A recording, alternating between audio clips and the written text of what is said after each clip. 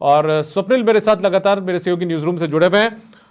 स्वप्निल, चारों तरफ देखिए निंदा भी हो रही है, चारों तरफ घटना को लेकर जो प्रतिक्रिया है वो भी सामने आ रही है। सरकार ये भी कह रही है, सरकार के नुमाइंदे भी कह रहे हैं कि ठीक है, हमने आरोपी का मकान भी ढा दिया, लेकिन इस बीच जो परिजन जिन्होंने अपना बेटा खोया है, जिस मां ने अपना बेटा खोया है, उसके जो जख्म है उसको तो भरा ही नहीं जा सकता। और शायद यही वजह है कि वो लगातार फांसी की डिमांड यहां पर करती हुई नजर आ रही है। शव लेने तक से, अपने बेटे के शव लेने तक से भी इनकार उनकी तरफ से कर दिया गया। देखिए, अगर लीगल टर्म्स में बात करूं दीपक, तो मैं ये कहना चाहूंगा कि आप भी जानते हैं rarest of the rare case में फांसी की सजा सुनाई जाती है।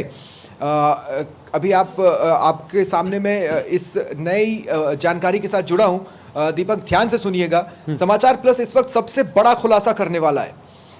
शुक्रवार को सुबह स्कूल में जब इन दोनों छात्रों के बीच में झगड़ा हुआ था तो क्या हुआ था, यह जांच का विषय है। इस पर इसकी जांच भी चल रही है, लेकिन प्रारंभिक जांच में जो बात निकलकर सामने आई है वो सूत्रों के हवाले से इस वक्त समाचार प्लस शेयर करने वाला है। दीपक, मैं चाहता हूं आप भी इस बात को ध्यान से सुने। सूत्र ये बता रहे हैं कि दोनों जो छात्र हैं वो एक ही क्लास में पढ़ते थे। कॉपी किताब की बात को लेकर आप देखिए स्कूलों में किस तरह से बच्चों के बीच में झगड़ा होता है। ऐसे ही किसी कॉपी किताब की बात को लेकर दोनों में कहासुनी हुई। बेहद मामूली सी कोई बात थी जिसमें विवाद बढ़ता चला गया। सीधा एक दूसरे के फैमिली बैकग्राउंड तक की बातें की जाने लगी दोनों छात्रों के बीच में। हालांकि किसकी ओर से ज्यादा कहा गया, किसकी ओर से कम कहा गया, सबसे पहले कौन फैमिली को लाया, यह सूत्र ने नहीं बताया है। लेकिन बताया गया कि जैसे ही फैमिली बैकग्राउंड पर बातें पहुंची, दोनों बच्चों का झगड़ा बढ़ता चला गया। एक कुछ पलों का गैप आया, उसके बाद दोबारा मामला उग्र होता है।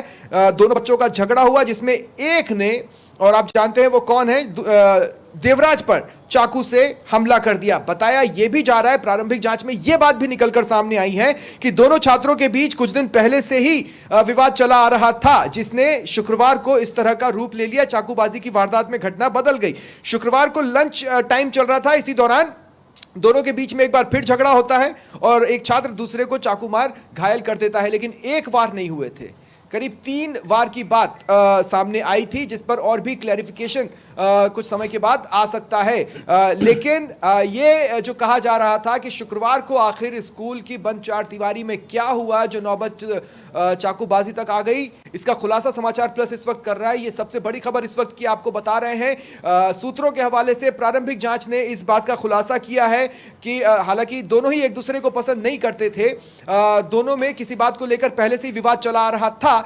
लेकिन स्कूल में कॉपी किताब की किसी बात को लेकर एक चिंगारी सी भड़कती है जो देखते ही देखते चाकूबाजी में बदल गई। आप देखिए कॉपी किताब को लेकर तू मैं चल रही होगी, बहस चल रही होगी, और इसी दौरान फैमिली बैकग्राउंड पर कटाक्ष किए जाने लगे और फैमिली बैकग्राउंड पर कटाक्ष के बाद मामला और उग्र हुआ।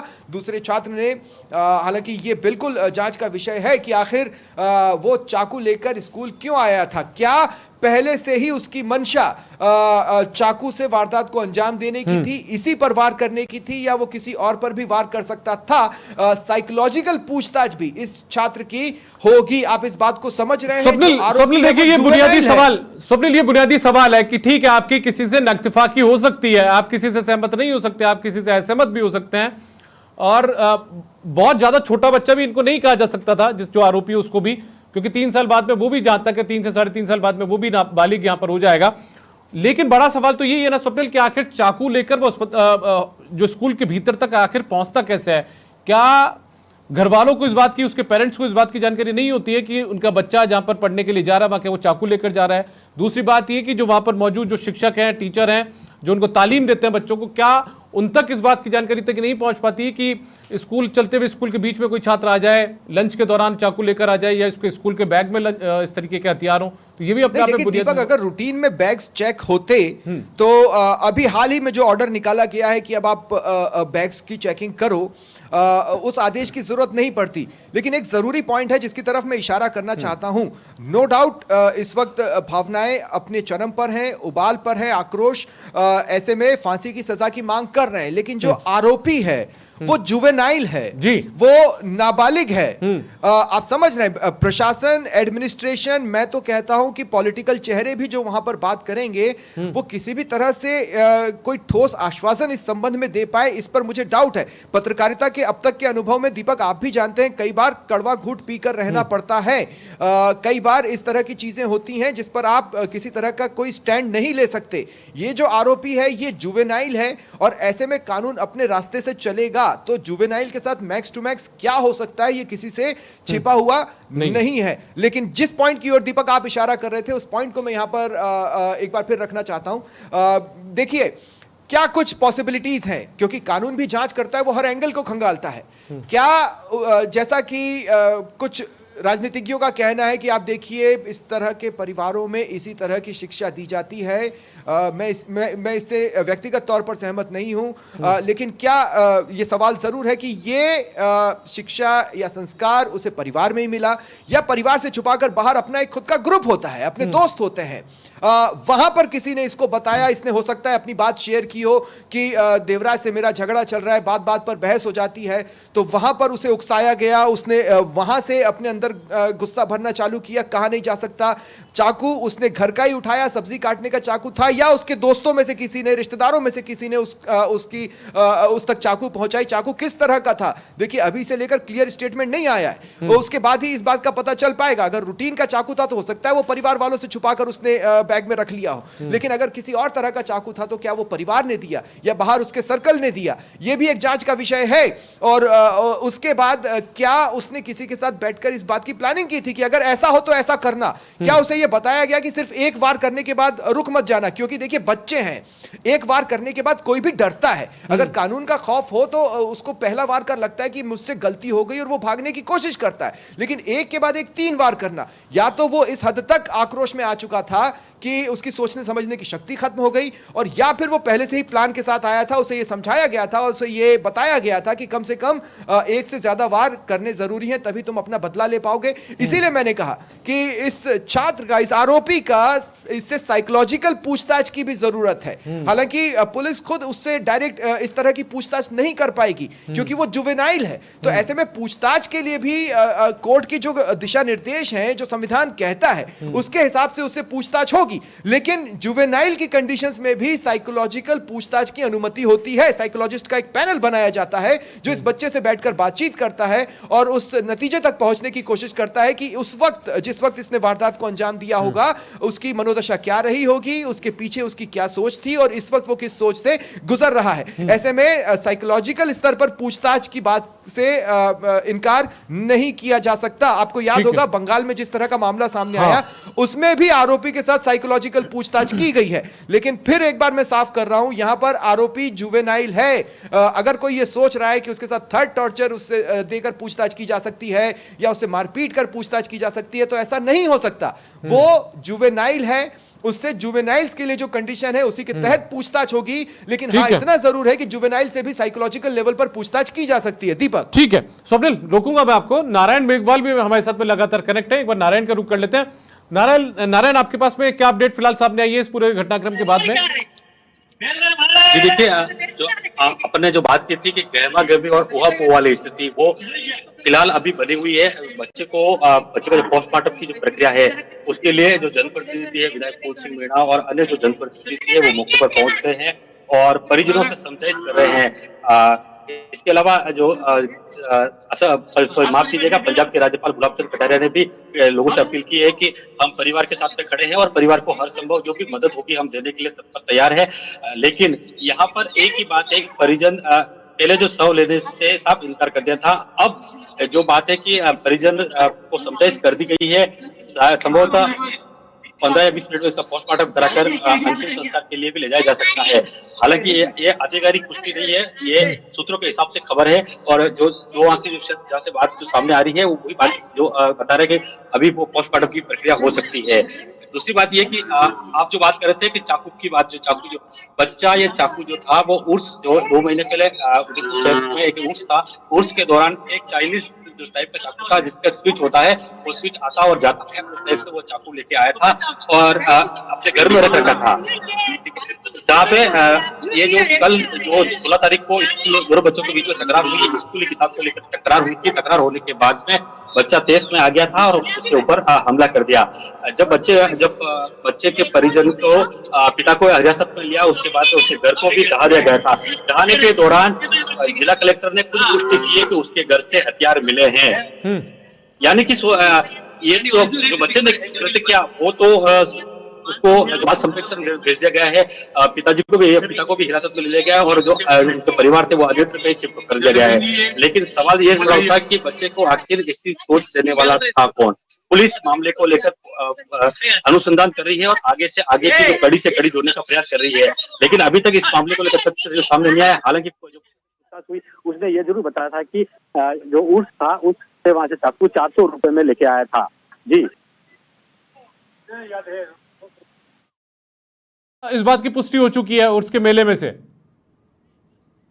जी, 400 रुपए में ये बच्चा चाकू लेके आया था और 400 रुपए चाकू लेके आया था। ये तो 2 और उसके बाद में जब इसको घर गिराया गया था उस दौरान भी कुछ छोटे मोटे हथियार जो थे वहां पर बरामद किए हैं। इसकी जिला कलेक्टर ने भी पुष्टि कर दी।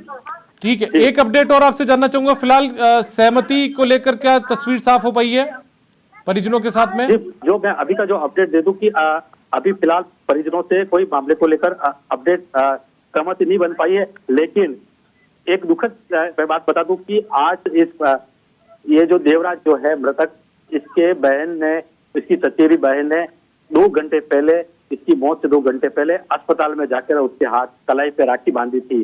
राखी बांधने के बाद में बहन खुशी खुशी से जब घर पे आई थी और घर पे आने के बाद में जब बैठी थी तो पीछे से ऐसी दुखद खबर आती है। तो उस परिवार की और उस माँ के बीच ऊपर क्या बीत रही होगी वो आप और मैं सिर्फ एक कल्पना के माध्यम से ही अनुभव कर सकते हैं। लेकिन अभी जो अस्पताल में जो पुलिस अफसर भारी बल तैनात है, जिला कलेक्टर और योगेश गोयल जो एसपी है वो परिजनों से संदेश कर रहे हैं और संदेश कर दो जो जारी है। अब इसके बीच में जो रास्ता निकलता है आगे की पोस्टमार्टम की प्रक्रिया होगी और पोस्टमार्टम की प्रक्रिया होने के बाद में जो मृतक छात्र है उसका अंतिम संस्कार की भी कार्रवाई शुरू हो जाएगी। लेकिन अभी तक इसके बीच में जो बातचीत चल रही है वो बातचीत का दौर जो खत्म हो तब आगे के जो भी निर्णय जो होगा वो क्लियर होगा। जी ठीक है, आप बने रहिए नारायण मेरे साथ में। स्वप्निल का एक बार वापस से रुक करूंगा। स्वप्निल देखिए, दो बातें तो यहाँ पर नारायण ने क्लियर कर दी है कि किसी उर्स के मेले से करीब 300-400 रुपए में ये जो चाकू था वो खरीदा गया था इस आरोपी की तरफ से जिसने भी हमला किया है देवराज पर। और साथ में जब बुलडोजर वाली कार्रवाई हुई या पुलिस ने कार्रवाई की मकान पर तो उस दौरान वहां पर हथियार भी बरामद हुए हैं। दीपक, मैं देखिए कुछ ही देर में देवराज से जुड़ा एक फोटोग्राफ हम अपने दर्शकों को दिखाएंगे। उसके किस तरह के शौक थे, उसको एक्टिंग बहुत पसंद थी, इस बारे में भी हम आपको बताएंगे। लेकिन उससे पहले हमने अपनी टीम को कह दिया है अगले कुछ मिनटों में वो तस्वीर आपके सामने टीवी स्क्रीन पर होगी। अब रही बात जो सवाल आपने किया, मैं अगर नारायण तक मेरी आवाज़ जा रही हो तो मैं आपसे जानना चाहता हूँ कि उर्स से उसने जो चाकू खरीदा जो बताया जा रहा है कि 400 रुपए के आसपास आया, हो सकता है उसे पॉकेट मनी मिलती हो परिवार से जिससे उसने पैसे बचाए हों या फिर उसके दोस्तों ने उसे पैसा दिया हो। क्या उसके सर्कल में इस तरह की बात पहले से ही हो रही थी? वो चाकू किस तरह का था? वो रूटीन का चाकू था या किसी और तरह का चाकू था? ये कुछ ऐसी बातें हैं जिस पर स्पेसिफिकेशंस आ जाएं तो चीज़ों को समझना आसान होगा। लेकिन अब जब उसने सामान लिया, जब उसने चाकू खरीदा, क्या वो घर के इस्तेमाल के लिए, किसी को गिफ्ट करने के लिए लिया या फिर इसी सोच के साथ लिया कि मैं हमला करना चाहता हूं? ये वो कड़ी है जिसे जोड़ने की कोशिश करनी है कि क्या उसने जब चाकू खरीदा उसका मकसद तभी से चाकू मारना ही था? क्यों परिवार की नज़र में नहीं आई चीज़ें? अहम बात यह भी है कि जब बुलडोज़र से वो किराए का मकान जिसमें ये परिवार रहा करता था उसको गिराया गया तो उसमें से छोटे मोटे इस तरह के और भी धारदार चीज़ें, मैं कहूँगा, अगर मैं हथियार न भी कहूँ तो वो मिली थी। तो क्या यही उसे कलेक्ट कर रहा था? क्या वो ये डिसाइड करने की कोशिश कर रहा था कि मैं स्कूल इनमें से किस हथियार को लेकर जाऊं और किस हथियार से वार करूं? किस हथियार से ज्यादा दर्द उसे पहुंच सकता है? और जिस फोटोग्राफ की मैं बात कर रहा था उस पर आप नारायण से बातचीत करें। मुझे यहाँ पर जिस तरह से न्यूज़ रूम में हलचलें चल रही है, मुझे ये बताया जा रहा है कि वो फोटोग्राफ पहुंच चुका है, कुछ ही पलों में टीवी स्क्रीन पर भी होगा। नारायण भी मेरी आवाज़ सुन रहे हैं। दीपक, मैं चाहूंगा आप उनके पास जाएं और इस तस्वीर के बारे में बात करें। उसे एक्टिंग का शौक था और वो कुछ किरदार निभाया करता था। राम का किरदार निभाने की जानकारी भी सामने आई है। वही फोटोग्राफ हम दिखाएंगे। नारायण, जो बच्चा देवराज था 15 साल का, ये किशोर जिसकी आज मौत हो चुकी है इलाज के दौरान, उसको एक्टिंग का शौक भी था, वो रामायण में राम का किरदार भी निभाया करता था, इस तरीके की जानकारी अभी सामने आई है। मैं मेरी बात शुरू करने से पहले आपको एक लेटेस्ट अपडेट दे दूं कि इस मामले को लेकर बच्चे का जो शव है वो मोर्चरी में शिफ्ट करवा दिया गया है। वहां पर भारी संख्या में आक्रोश पैदा हो गया है, लोगों में भारी संख्या में जो आक्रोश वहां पे पनपा है और पुलिस और प्रशासन लोगों से समझाइश का जो दौर है वो जारी रख रखा है और उनको समझाइश कर रही है। फिलहाल तो जो शव है जो मोर्चरी में शिफ्ट करा दिया गया है। और अब बात अपन करते हैं कि बच्चे को जो रामायण का किरदार के बारे में। दरअसल अभी जो कुछ दिन पहले जो जगन्नाथ यात्रा का जुलूस निकला था उदयपुर में, उसी जुलूस के दौरान बच्चे को जो शोभा यात्रा निकली थी, उसी शोभा यात्रा में उस बच्चे को रामायण का किरदार जो किरदार था जो उसको बनाया गया था और उस शोभा यात्रा में वो बच्चा था। उस शोभा यात्रा के दौरान वो रामायण का पात्र बनकर पूरे शहर के जो अंदर जो घूमा था। ये जरूर बात इस पे सामने आई है। इसके बाद में ये इन दोनों के बीच में तकरार जो हुई, ये बात जो पहले जो पुलिस जो अनुसंधान हुआ था, उस अनुसंधान में यही सामने आया है कि उस अनुसंधान के अंदर बच्चे ने उसमें चाकू खरीदा है और स्कूल में जो पढ़ाई के दौरान जो झगड़ा हुआ है, उस झगड़े के दौरान ही ये मामला जो बच्चे के तेज में आकर उसको चाकू मारा। फिलहाल ये जरूर बताया जा रहा है कि बच्चे ने को चाकू मारने के पीछे उससे जो चाकू लाया वो इसके लिए नहीं लाया था। ये जरूर भी जो बच्चा था उसमें पूछताछ से जो सामने आया था, यही सामने आया कि बच्चे जो चाकू लेके आया था इस बच्चे को नहीं मारने के लिए आया था। लेकिन स्कूल में जब किताब के लिए आपस में झगड़ा हुआ और झगड़े के दौरान बच्चा जब पेश में आया और आधी जब छुट्टी हुई, छुट्टी के दौरान वो घर पे गया और वहां से चाकू लेके आया और जो बच्चे जो स्कूल के इंटरवल में जब बाहर खेल रहे थे उसी दौरान उसने चाकू मार दिया और वहां से वो फरार हो गया। जी ठीक है। ये स्वप्निल, यदि आप मेरी आवाज सुन पा रहे हैं तो ये फोटो भी दर्शकों तक सामने आ चुकी है। उदयपुर में जगदीश मंदिर है, जगदीश चौक के अंदर सिटी पैलेस के पास में, वहां पर हर साल जगदीश यात्रा निकलती है, रथ यात्रा निकलती है भगवान जगदीश की, पूरी की तर्ज पर। उसके अंदर ये राम का किरदार इसने निभाया था, ये जानकारी सामने आई है, जैसा अभी नारायण यहाँ पर बता रहे हैं। बिल्कुल देखिए, हो सकता है देवराज को एक्टिंग का शौक हो या ये भी हो सकता है कि भगवान राम को जिन मंदिर की आप बात कर रहे हैं भगवान को वो बहुत मानता हो। दीपक, मेरी आवाज़ मिल रही है आपको? जी जी जी स्वप्निल। तो दीपक देखिए, दुखद पहलू है और वो ख़ास बात जो मैं जोड़ना चाहता हूँ, नारायण ने ये बताई भी थी कि आज दोपहर में ही, चूँकि रक्षाबंधन का दिन है और सावन का आखिरी सोमवार भी है, बहन अपने भाई की कलाइयों पर राखी बांधना चाहती थी। वही बहन जिसने उसी त्यौहार के वक्त जिसकी आप बात कर रहे हैं उसमें अपने भाई को भगवान राम के रूप में देखा था, वो चाहती थी कि वो उसको राखी बांधे। वो अस्पताल गई, अब डॉक्टर्स ने इस बार मिलने दिया। कल हालांकि एक स्पीड ब्रेकर आया था मुलाकात के वक्त, अगर आपको याद हो दीपक, जब माँ मिलना चाहती थी, शुरुआत में मिलने नहीं दिया गया, फिर बाद में बातचीत हुई, सहमति बनी और एक छोटे से ग्रुप को परमिशन दी गई देवराज को देखने की। आज ऐसा नहीं हुआ। डॉक्टर्स ने भी इस इमोशंस को समझा और उसकी बहन को भाई के पास जाने दिया। बहन वहाँ पर पहुँची और उसने बाकायदा रक्षाबंधन की जो परंपरा है वो निभाई। उसने देवराज की कलाई पर राखी बांधी, लेकिन देवराज की हालत ऐसी नहीं थी कि वो उसकी रक्षा का वचन उसे दे पाए, खुशी खुशी उसके हाथों से मिठाई खा पाए। लेकिन बहन इस बात पर संतुष्ट थी कि वो देवराज से मिली और उसने देवराज की कलाई पर राखी बांधी है। वो वहाँ से खुशी खुशी लौटी और उसे ये पूरी उम्मीद शायद रही होगी कि अब मेरा भाई वापस लौट आएगा, मैंने उसे रक्षा सूत्र बांध दिया है। लेकिन ऐसा नहीं हुआ। देवराज अब हमारे बीच में नहीं है। देवराज के इलाज के दौरान मौत हो गई। मैं लगातार इस बात को मेंटेन कर रहा हूँ दीपक आप भी जानते हैं कि मेडिकल बुलेटिन्स लगातार एक पर्टिकुलर टाइम इंटरवल के बाद जारी किए जाते हैं, लेकिन देवराज का medical bulletin last medical bulletin जारी नहीं हुआ था। कल की बात मैं आपसे कर रहा हूँ, जिसका मतलब यह है कि कंडीशंस लगातार डिटेरिएट हो रही थी। अगर हालत स्थिर हो तो मेडिकल बुलेटिन जारी किया जाता है, लेकिन हालत अस्थिर थी, लगातार डिटेरिएट हो रही थी और इसीलिए उसका मेडिकल बुलेटिन जारी नहीं हुआ। और यही वो कारण है जिसकी वजह से उसके पेरेंट्स का ये कहना है, वो प्रशासन से ये कह रहे हैं कि आखिर क्या छुपाया जा रहा था, क्यों हमें वो सच्चाई नहीं बताई गई।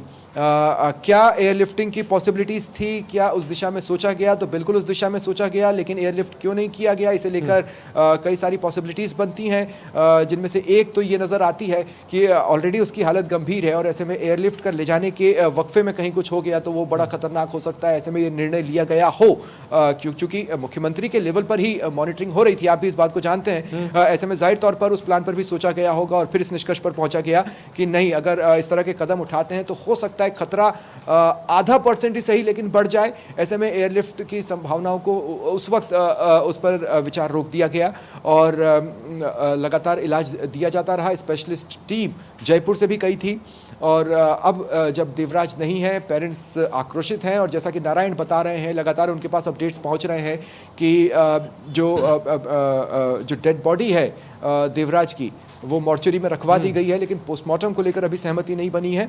परिवार की सहमति लेना ज़रूरी होती है, उसके बाद ही पोस्टमार्टम की प्रक्रिया अपनाई जा सकती है। परिवार इस वक्त अड़ा हुआ है कि पोस्टमार्टम नहीं करवाएंगे और शव भी नहीं लेंगे जब तक ये सुनिश्चित नहीं किया जाता कि आरोपी को फांसी की सज़ा दी जाए। लेकिन मैं बार बार इस दिशा की ओर आपको और अपने दर्शकों को बता रहा हूँ कि आप इमेजिन कीजिए, आरोपी खुद एक जुवेनाइल है। ऐसे में प्रशासन भी एक दोराहे पर खड़ा है, लगातार बातचीत की कोशिश चल रही है। सीएलजी सदस्य भी बातचीत कर रहे हैं और मेरा ये मानना है कि जब बड़े बड़े सीनियर लीडर्स वहाँ पर पहुँचेंगे जो इन चीज़ों को समझते हैं और वो पेरेंट्स से बात करेंगे तो हो सकता है पेरेंट्स भी मान जाएं। लेकिन जो लोग आक्रोश के साथ अब सड़कों पर धीरे धीरे कर उतरना शुरू हुए हैं, जैसा कि नारायण इशारा कर रहे थे, मैं चाहूँगा दीपक आप पूछें कि धारा 144 के बावजूद ये कैसे पॉसिबल है और क्या जानकारियाँ इस संबंध में मिल पा रही हैं। ठीक है, मैं एक बार वापस से नारायण के पास चलता हूं। और नारायण, आपने सुना होगा स्वप्निल का सवाल, क्या कुछ स्थितियां वहां पर फिलहाल अभी आपके पास में लेटेस्ट अपडेट वहां की है? दूसरा, धारा 144 वहां पर लगातार लागू है, उसके बाद इतनी बड़ी तादाद में क्या लोग जुट रहे हैं, तो कैसे वो जुट पा रहे हैं? प्रशासन इसको लेकर क्या कुछ वहां पर कर रहा है फिलहाल? जी देखिए, मैं एक इससे क्लियर कर देता हूँ, धारा 144 नहीं, धारा 163 है। जो धारा 144 थी वो धारा 144 को अपरिवर्तित करके नए संशोधन के तहत धारा 163 कर दी गई, जहां पर जो धारा 144 की हुबहू हुई है उसमें कुछ संशोधन हुआ है। वो धारा 163 उदयपुर में लागू है। अगले आदेश तक लगातार उदयपुर क्षेत्र में जो धारा 63 है वो लगातार बनी हुई है और जो प्रशासन है अपनी धारा का जो उदयपुर जो शहर का जो इलाका है वहां पर इस धारा को जारी कर दिया गया है। ऐसे में उदयपुर में जो लोगों को पहले से सचेत कर दिया था कि इस धारा का पालना हो, कहीं हुड़दंग न करे, यदि हुड़दंग करोगे तो डरे जाओगे। मैं आपको बता दूं कि भोपालपुरा थाना और घंटाघर जो थाना था वहां पर 2 FIR दर्ज हुई थी, जिन्होंने आग जली घटना की थी और तोड़फोड़ की थी। उस मामले को लेकर 2 FIR भी दर्ज हुई थी और उस मामले को लेकर पुलिस आगे अनुसंधान कर रही है। ऐसे में धारा 163 के तहत जो भी हुड़दंग मचाता है या शहर में उपद्रव मचाता है या फिर शहर की कानून व्यवस्था बिगाड़ता है या कोई हथियार लेके जाता है तो उसको धारा 163 के तहत गिरफ्तार कर दिया जाता है और उसके ऊपर वो कानून लागू होता है। जी ठीक है, एक बात और जो नारायण हमारे पास जानकारी पहुंच पा रही है, जो सोर्सेज जानकारी दे रहे हैं उसके मुताबिक ये कि जो लोग हैं वहां पर मौजूद लोग हैं उनमें हो सकता है कि परिजन भी शामिल हो या दूसरे रिश्तेदार हो या दूसरे लोग हो। ये भी आरोप लगाया जा रहा है कि जो अस्पताल प्रशासन है या दूसरे लोग हैं उनकी तरफ से गुमराह किया गया, बच्चे की तबीयत की ठीक तरीके से जानकारी यहाँ पर नहीं दी गई। जी देखिए, जो गुमराह वाली जो स्थिति थी वो कल सुबह तक थी। वहां पर जो परिजनों और बीच के भी आपस में फोटो हुई थी। कल जो अपन चैनल के माध्यम से खबर भी चलाई थी कि मुखर्जी चौक में माता उसकी माँ को धरने पर बैठ गई कि हमें मिलने नहीं दिया जा रहा है। उसके बाद में जिला कलेक्टर और SP ने वो जो गफलत बनी वाली स्थिति हुई थी उसको क्लियर कर दिया था और माँ और 5 सदस्य जो परिवार के सदस्य थे उनको बच्चे को मिलने दिया जा रहा था और माँ को और जो उनके परिवार के अन्य सदस्य को ICU के बाहर भी बैठा दिया जा रहा था और बच्चे को वहां से उसकी मॉनिटरिंग करे और देख सके, ऐसा किया जा रहा था। आज की अगर बात करूं तो जो ये जो घपलत वाली स्थिति कल से ही वो खत्म हो गई थी और प्रशासन ने परिवार को पूरी तरह से संतुष्ट कर दिया था कि प्रशासन आपके साथ में है और प्रशासन हर संभव जो परिवार के साथ जो भी मदद होगी वो करने के लिए तैयार है। इसी का नतीजा ये निकला कि आज उसकी एक सगी बहन, एक बहन और 4 चचेरी बहन जो थी वो खुद अस्पताल में गई और अपने भाई के कलाई पर राखी बांध के आई। तो ऐसे में जो परिजनों को गुमराह और शहर के लोगों को जो गुमराह करने ठीक है। वाली